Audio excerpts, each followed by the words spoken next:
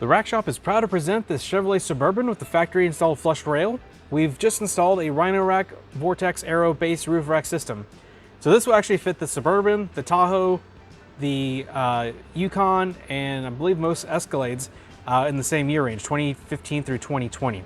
So this system includes the Vortex Aero load bar, 59 inches in length.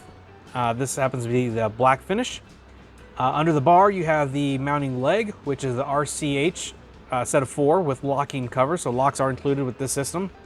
And attaching all of that to the flush rail is the fit kit. So this is RCP 43-BK. So those 3 items consist or make up the base roof rack system. 220-pound load carrying capacity. Crossbar spacing is variable along length of the rail depending on which connection points you choose. But this is just a quick walk around this video, this vehicle. For more details, pricing, and availability, please click on the link in the description below, and that'll take you back to our website for all those details. That's it for this vehicle, but like always, thanks for watching.